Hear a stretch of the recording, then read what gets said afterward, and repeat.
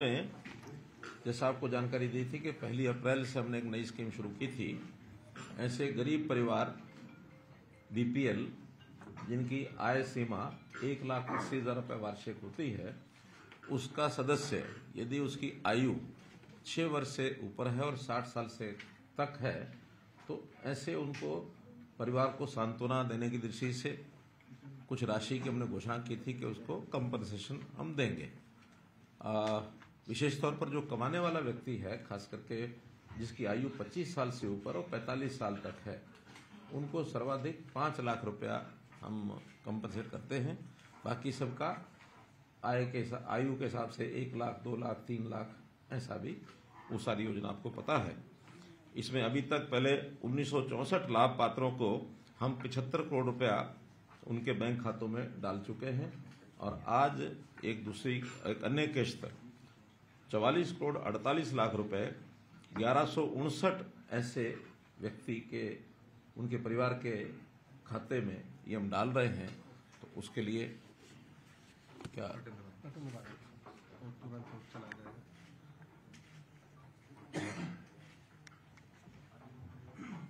On करोगे?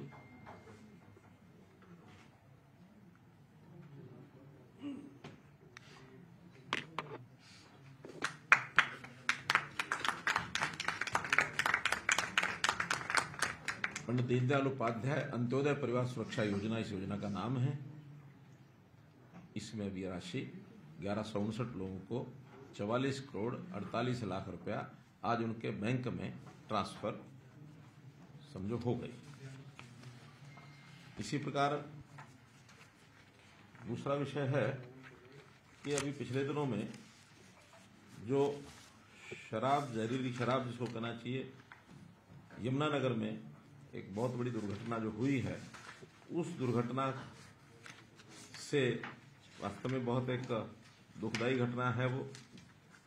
उसके खिलाफ भी हमने कार्रवाई की है और उस कार्रवाई में जो लोग दोषी पाए गए हैं उनके खिलाफ एफआईआर की गई, उनको जेल में डाला गया है।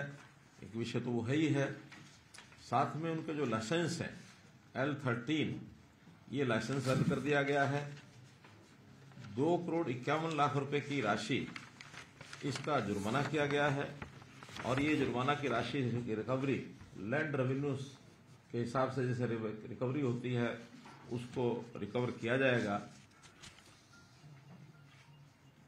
इसमें 3 मुकदमे यमुनानगर के हैं, 19 आरोपियों को गिरफ्तार किया जा चुका है। 3 मुकदमे अंबाला के दर्ज हुए हैं, 16 आरोपी उसमें गिरफ्तार किए गए हैं। और साथ ही जो ये लाइसेंसधारी हैं 4 लोग हैं, मांगेराम पुत्र राजपाल, अमरनाथ पुत्र रतन सिंह, गौरव कंबोज पुत्र राजकुमार, सुशील कुमार पुत्र प्रेमपाल, इनको डिफाल्टर घोषित कर दिया गया है। और इनके जो जोन है रिटेल वेंड लाइसेंस जो जोन होते हैं 12 जोन, 4 शहरी, 6 शहरी, 6 ग्रामीण, ये भी रद्द कर दिए गए हैं। 41 सब वेंड इनके लाइसेंस भी रद्द कर दिए गए हैं। इस प्रकार से एक जिसको कहना चाहिए एक सख्त कदम हमने इसलिए उठाया कि इस प्रकार की हिम्मत आखिर कोई व्यक्ति न कर सके। और लोगों को भी हमने आगाह किया है कि ऐसे जो सर्वेंट्स हैं इनसे कोई भी ऐसा मटेरियल कोई ना खरीदे जिसकी जहरीला होने की जिसकी आशंका बन सकती है। तो वो सारे विषय भी हमने बंद कर दिए हैं। जो आज दयालु स्कीम में हमने बेनिफिशियरीज को पैसा जो ट्रांसफर किया है उसमें 11 लोग ये लोग भी हैं।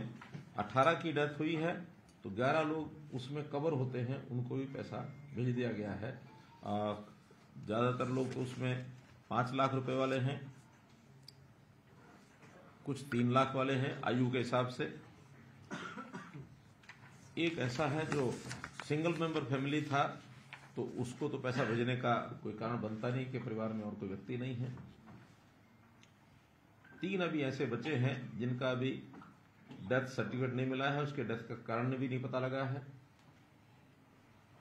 इस प्रकार से बाकी जो बचे हुए हैं उनको भी जैसे उनका डॉक्यूमेंट्स पूरे हो जाएंगे उनको भेज दिया जाएगा, पैसा भेज दिया।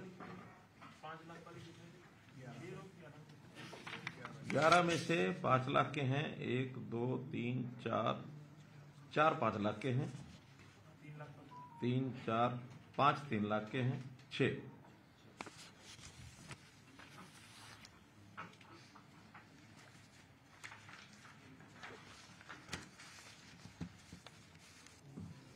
एक विषय सफाई कर्मचारियों का। सफाई कर्मचारी हमने उनके मानदंड तो पीछे बढ़ाए ही हैं। एक स्कीम लागू की गई है, उस स्कीम के हिसाब से जो कर्मचारी अपने शहर को स्वच्छता के उच्च मापदंड की श्रेणी में लाएंगे, स्वच्छता जो सर्वेक्षण होता है राष्ट्रीय स्तर पर एक सूची छपती है, उसमें जो ऊपर यानी कारपोरेशन के जो 25% कारपोरेशन यानी 11 हैं तो 3 कारपोरेशन जो उसमें सर्वश्रेष्ठ आएंगे उनके कर्मचारियों को 12,000 रुपया वार्षिक प्रोत्साहन ये दिया जाएगा। और ये कुल मिला के सभी नगर निगम, नगर पालिका और नगर जो हमारे परिषद सबके 25% जो ऊपर वाले होंगे उनके कर्मचारियों को 12,000 रुपये दिया जाएगा। उसके अगले जो 25% होंगे यानी कुल 88 हैं, कितने 88 में से 25% माने 22 नगर पालिकाओं को 12,000 रुपया। अगली 22 जो नगर पालिकाएं होंगी वो अलग अलग श्रेणी के हिसाब से जैसा भी योजना होगी तो उसके हिसाब से उनको 9,000 रुपया वार्षिक प्रोत्साहन ये दिया जाएगा। और कुल मिलाकर इसमें 4 किस्तों में ये देंगे हर 3 महीने के बाद, ताकि उनको उसका लाभ लगातार मिलता रहे। ऐसे ये कर्मचारी चाहे नियमित हों, चाहे पालिका के जो रोल कर्मचारी हैं, आउटसोर्सिंग है, जितने भी उन नगर पालिकाओं में लोग होंगे उनको सबको, उनके जो कर्मचारी हैं आउटसोर्सिंग एजेंसी के जो कर्मचारी हैं उन सबको ये मिलेगा। लगभग 20 करोड़ रुपया वर्ष का इसमें जो है अतिरिक्त इन कर्मचारियों को हिस्से में जाएगा। इसी साल से लागू होगी ये जो सर्वेक्षण इस बार आएगा उसके बाद उनको अगले साल में 4 किस्तों में दिया जाएगा। यानी जिस वर्ष का सर्वेक्षण होगा ये पैसा उसके अगले साल में 4 किस्तों में दिया जाएगा। इस साल का सर्वेक्षण अब कब आने वाला है? सर अभी इस समय सर लोगों से फीडबैक ले रहे हैं तो उसका रिजल्ट आ जाएगा फरवरी में। यानी अगला साल जो 24-25 है उसमें ये पैसा उनको मिलेगा। इस साल के लिए नहीं, इस साल के सर्वेक्षण के रिपोर्ट के हिसाब से मिलेगा। अगले साल में अगले साल के लिए ही होगा, अगले साल और अच्छी सफाई करें। कोई ऐसा एरियर नहीं है, ये उनका एक पारितोषिक है। इस साल अच्छा काम करो, अगले साल पारितोषिक पाओ, फिर अगले साल जो अच्छे आएंगे उससे अगले साल उनको पैसा मिलेगा।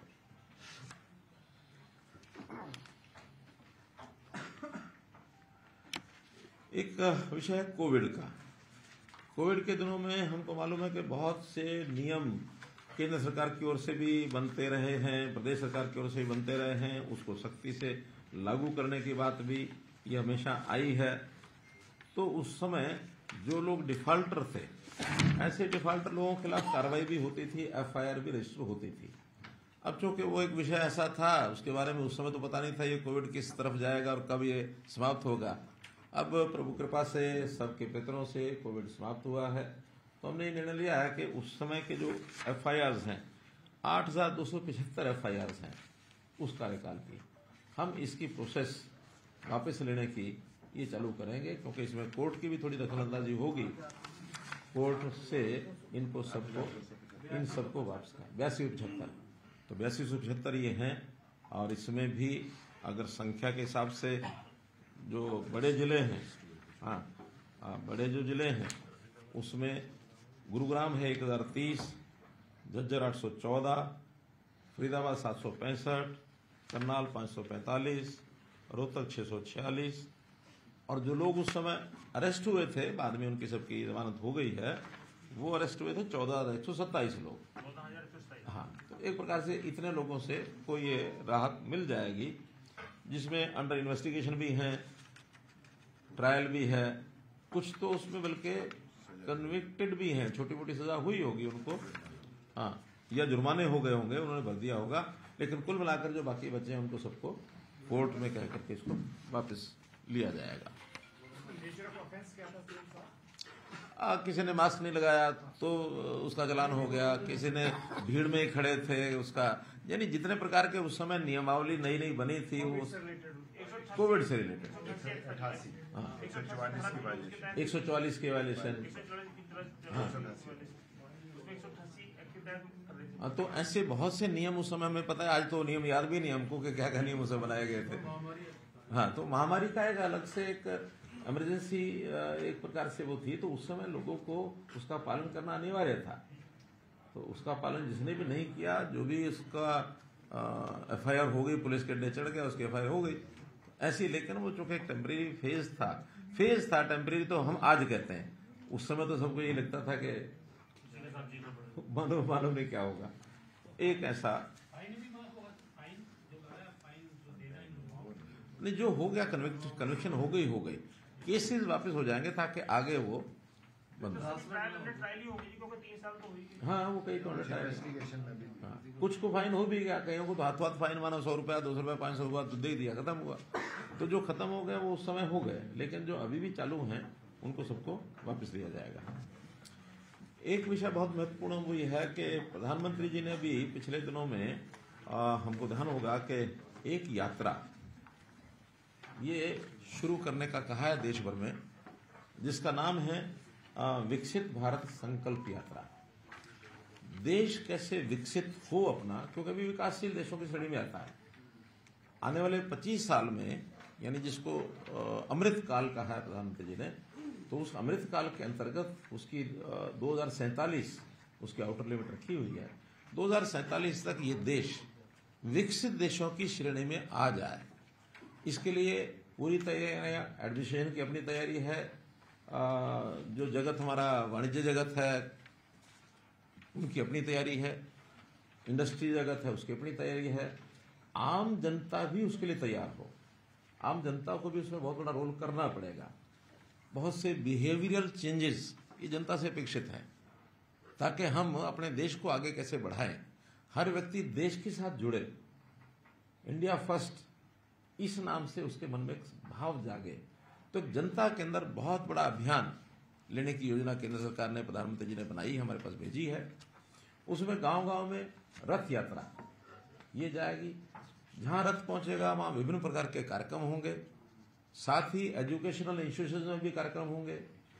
जो लोग ऐसे हैं बुद्धिजीवी लोग जिनको कहते हैं इंटेलिजेंसिया, उनके सेमिनार होंगे, ताकि एक वातावरण ऐसा बन सके कि हमको अपने देश को आगे बढ़ाना है, तो जनता उसमें सहभागी बने।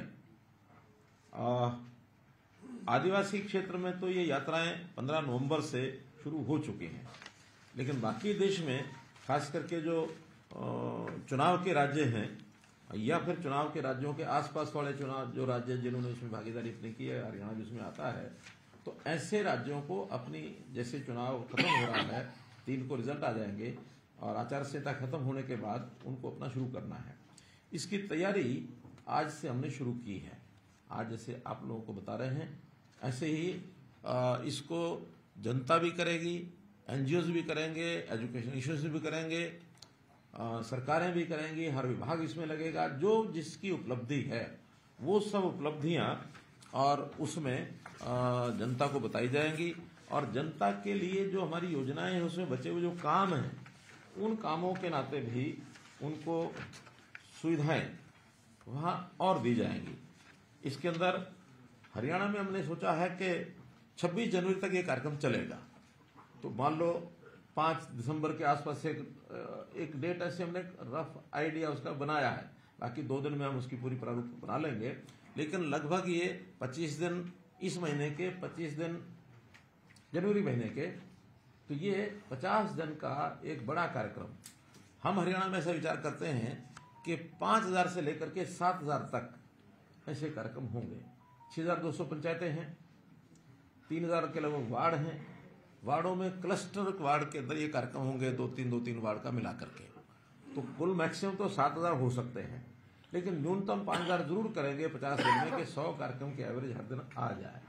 इसमें पूरा हमारा जो स्ट्रक्चर है, इंफ्रास्ट्रक्चर, जितने हमारे लोग हैं, हमारे सरकार के साथ जुड़े हुए कर्मचारी, अधिकारी, नेता, जनता और जो बुद्धिजीवी लोग, अधिकांश लोगों को इसका जोड़ने की हमारी योजना है। एलईडी की वैन जो हैं वो आएंगी, चलेंगी। अभी हमारे यहाँ आनी शुरू हो गई है। कल शायद दो वैन आई हैं, फेजेज में आएंगी। ऐसा मान के चलते हैं कि 60 से 75 वैन हमारे यहाँ आएंगी। लेकिन ऑन एवरेज अगर 50 वैन भी रोजाना चलती हैं और 2 कार्यक्रम भी एक वैन ऑन एवरेज करती है तो रोज कितने हो गए? 100। तो 50 दिन में ये न्यूनतम। इससे ऊपर हमारी कितना संसाधन हमारे पास, यानी इंफ्रास्ट्रक्चर होगा, वैन्स कितनी होंगी, कितने कार्यक्रम बनेंगे, वो सारा जानकारियां आपको बाद में अलग से बताई जाएंगी। भारत सरकार ये हर एक डिस्ट्रिक्ट में होगी। हर एक डिस्ट्रिक्ट में अलग अलग, क्योंकि वैन काफी होंगी तो हर डिस्ट्रिक्ट का रूट चार्ट बनेगा। और उस डिस्ट्रिक्ट में जहां ज्यादा गांव हैं वहां 2 की बजाय 3 वाहन चले जाएंगे, 4 चले जाएंगे। कम है वहां 1 वाहन से भी करेंगे। हमारा पंचकुला जिला, दादरी जिला छोटे जिले हैं, 1 वाहन से भी वो हो सकेगा। लेकिन वो उस जिले में ही सारी डीसीज, एडीसीज, हाँ, ये सब प्लानिंग में शामिल रहेंगे। नोडल अधिकारी हमारे डीसीज एंड एडीसीज होंगे। कुल देश भर में 2,07,000 ग्राम पंचायतें और 3,800 शहरी इकाइयां हैं। सब जगह ये कार्यक्रम होंगे। हरियाणा में जैसे उसका 6,222 और 88 नगर निकाय, ये हमारे सब स्थान हैं। इसमें जितनी भी योजनाएं केंद्र की हैं, उन सब योजनाओं को जो जिसको योजना का लाभ नहीं मिला है, तुरंत वहां एक आईटी का सारा इंफ्रास्ट्रक्चर बनेगा, कंप्यूटर वहां लगेंगे, स्टाफ वहां होगा। हर योजना का लाभ जिसको नहीं मिला उसको देने की व्यवस्था बनाई जाएगी। प्रदेश की योजनाएं, चाहे उसमें निरोगी हरियाणा है, चाहे आयुष्मान हरियाणा है, चाहे हमारे जो बुढ़ापा पेंशन है, अथवा अन्य राशन कार्ड है, कृषि की योजनाएं हैं, बागवानी की योजनाएं हैं, जो कोई ऑनलाइन सेवाएं जिस भी विभाग की हैं, सबकी सब वहां रहेगी, ताकि व्यक्ति को ऑन द स्पॉट ज्यादा योजनाओं का लाभ हो सके। इसका एक कार्यक्रम भी बनेगा। यानी अगर एक बिल्कुल अंडरलाइन करके एक वाक्य जो प्रधानमंत्री जी ने बोला है, reaching the unreached and learning from the citizens, यानी जिसको पहुंच नहीं पाए हम उस तक पहुंचना, और जो जिसको लाभ पहुंच गया है उसके अनुभव क्या है, उसके एक्सपीरियंस क्या है, उसकी भावनाएं क्या हैं, उससे हमको कोई ना कोई लर्निंग क्या मिल सकती है, ताकि हम उसकी इच्छा अनुसार अंत्योदय की भावना को लेकर के और सारे देश में 130 करोड़ लोगों तक पहुंच सकें। ये उसके पीछे का एक महत्व है। एक वहां प्लेज भी कराई जाएगी जनता को। उस प्लेज में भी देश को 2047 तक आत्मनिर्भर बनाना और विकसित राष्ट्र की लेवल तक लेकर जाना, इसके हिसाब से उसके प्लेज भी होगी, ताकि नागरिक जो हैं इस भूमिका में अपना कर्तव्य कैसे वो निभा सकें, इसलिए उनको प्रेरित करना, ये सब उसमें काम रहेगा। इसमें पार्टी के नाते अलग से वो लोग तैयारी हमारे कर रहे हैं, और उसकी भी जानकारी आपको कल 24 तारीख को एक मीटिंग पार्टी की जो है वो रखी गई है, वहां भी आपको जो जानकारियां होंगी वो दी जाएंगी।